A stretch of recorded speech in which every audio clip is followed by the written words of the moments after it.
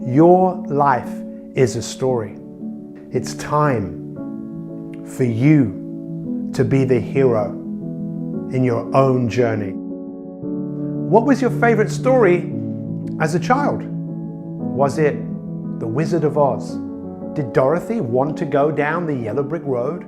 Or did she find herself in unforeseen circumstances where she really had no alternative to go down the yellow brick road and get the support of the people around her as she went on this epic adventure?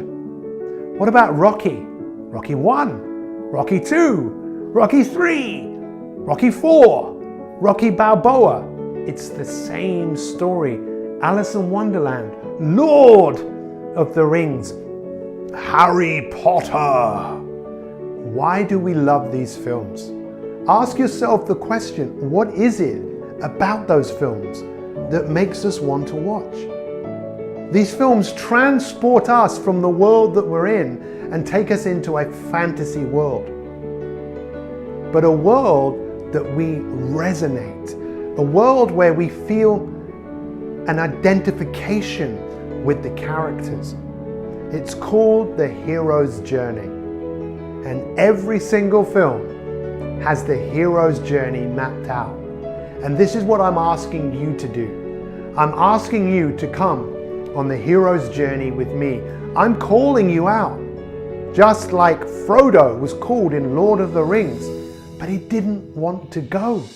He wanted to stay where he was. He needed a coach. He needed a mentor, someone to pull out their hand and give them the confidence that they could step into the unknown. And even in the film, when they leave the place they were from and they come to the end of the field, they come to an edge of a field, one of the characters says to the other, "We've never been past this step." They step to a place they'd never been before. And just imagine if they hadn't done that and they'd gone home. Would you have watched the film? No. You watch the film because the characters go to a place they've not gone before. In most cases, we are scared and frightened to follow our bliss. We are scared to do what others don't do. We are scared to walk our own path. You see, in your life, when you grew up, just like me, we had to conform. We had to be like everybody else. I don't know about you, but I learned to smoke. Did I enjoy it? Of course I didn't enjoy it. I did it because I wanted to fit in. I wanted to be like everybody else until I got to an age where I started to question, I don't like being like everyone else. I want to be myself. And when we be ourselves, we choose our own path. We don't walk someone else's path.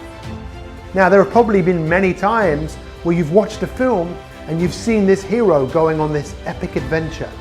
They're called to an adventure. They don't want to go. They get a coach or a mentor and they go to a place they've not gone before. Maybe you've seen Star Trek. One of the famous lines in Star Trek, "To boldly go where no man has gone before." If they kept going to the same place every single time, would you watch it?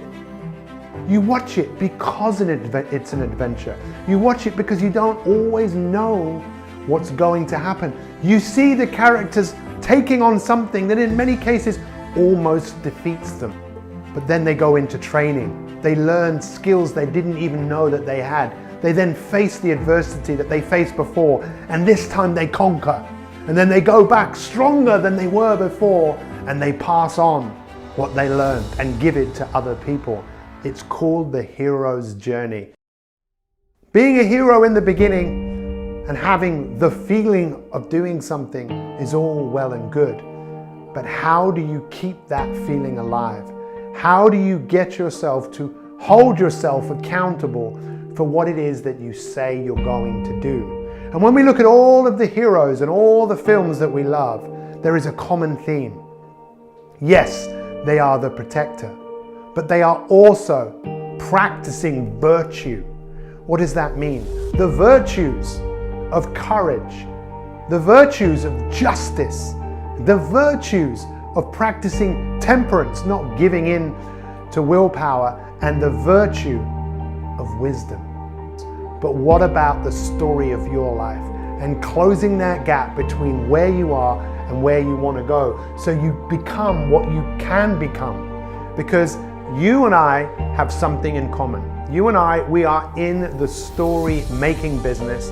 We are in the legacy making business. And right here, right now, the legacy of your life is unfolding. And I really want you to think about, where do you want your life to go from here? We have a capacity to make things happen. We have a capacity to do great things, but we are our own worst enemy. You might have heard that if you always do what you've always done, you'll always get what you've always got. And history has an incredible pattern of repeating itself unless we change. And when we look at the story of your life and my life, we have a lot of things in common. Your life was probably quite traumatic. You grew up in a world where you had to fit in. You were programmed to fit in. You were programmed to be like everyone else. You were programmed to be accepted.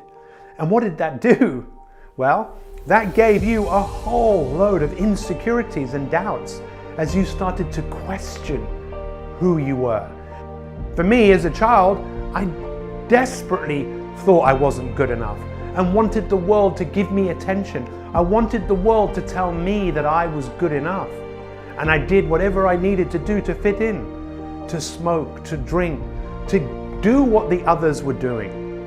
And it was Mark Twain that said, when you find yourself erring on the side of the majority, step back, look at what you're doing, and reconsider. We know that people change when their perspective changes. And I want to give you a different perspective of this right here, right now. We have a number of things in common. We're in the story making business. Your story is probably similar to my story. We've had challenges. We've been called to adventures. We've had love stories. We've had horror stories. But we're still here to tell the tale. The question I want to ask you is, what do you want the next chapter of your life to be? Do you want history to repeat itself? You have a voice in your head that is giving you a narrative. It's the inner voice, the voice that says, stay where you are. It's the voice that wants you to be who you were in the past. It tries to defend you, to keep you in your past, because that is where you've been.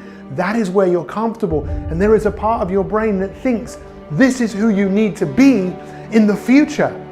And for many of us, we've given that part of us such great attention that it's so noisy that we fail to hear the other part of us.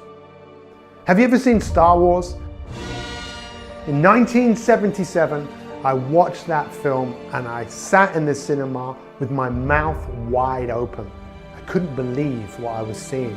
To see the force that existed in this person, Luke Skywalker. And which force was he going to tap into? The dark side or the side of the Jedi? The force of good or the force of evil?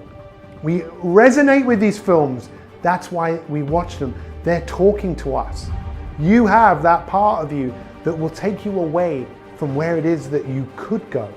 Because maybe now you don't exactly know where you want to go, but I'm sure you want to go away from where you are to something better. If you want to be in the movie of your life, step back, look at what you're doing and reconsider. And I really believe that this is the pivotal point in all of our lives, to look at life with a fresh pair of eyes.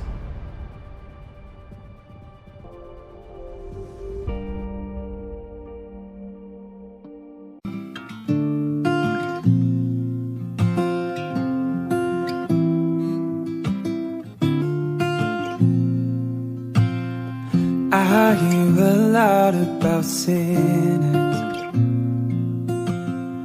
Don't think that I'll be the same, but I might go down to the river, 'cause There's a way that the sky